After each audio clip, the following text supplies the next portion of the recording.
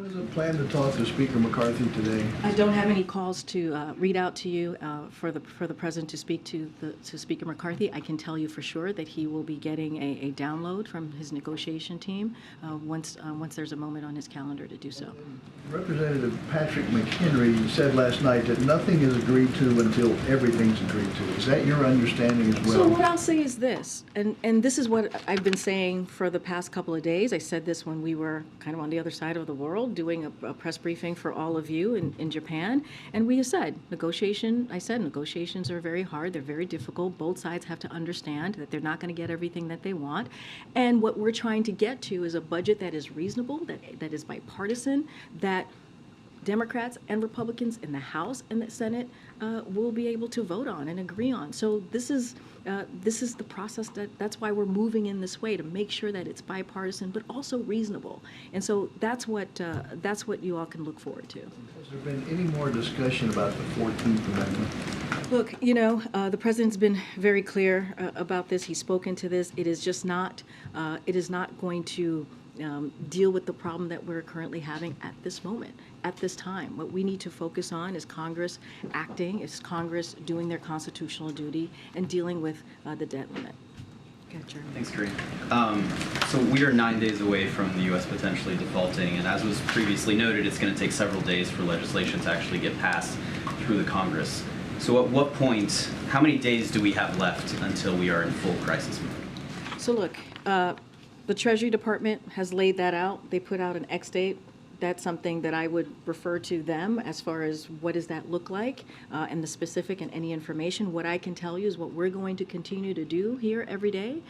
Our team, our negotiating team, is going to, on a daily basis, multiple times a day, have that meeting and conversation and discussion with the negotiators on the Hill to get to a budget deal, a bipartisan deal that is reasonable, so that the House and the Senate, Democrats and Republicans in both chambers, can vote on and deal with. So that's our promise. That's what we're going to deal with.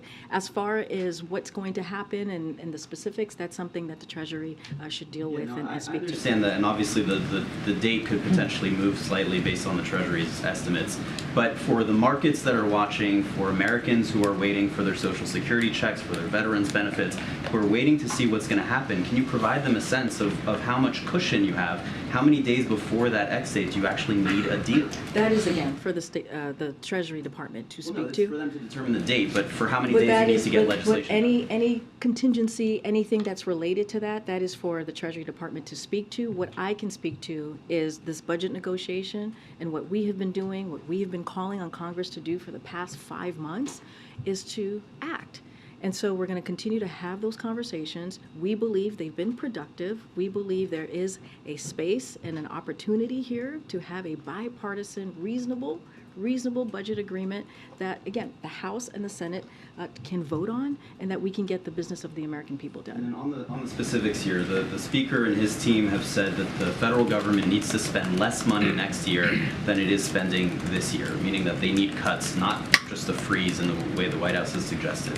Is that a red line for the White House, or are you guys willing to entertain a budget for next year and the coming years that is less than fiscal year 2023? So look, Jeremy, I'm not going to negotiate from here. I'm going to let the negotiation team speak to that. The president was very clear on Sunday.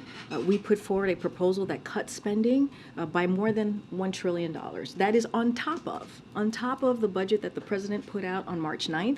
That showed more up to $3 trillion, nearly $3 trillion more in budget dealing with the budget cut to cut the deficit, to be more specific, and that was in his budget. So he called for another $1 trillion on top of that. And so, look, that's where we are. I'm not going to go into the details or the specifics from here, but you heard directly from the president on Sunday, and that's what he laid out.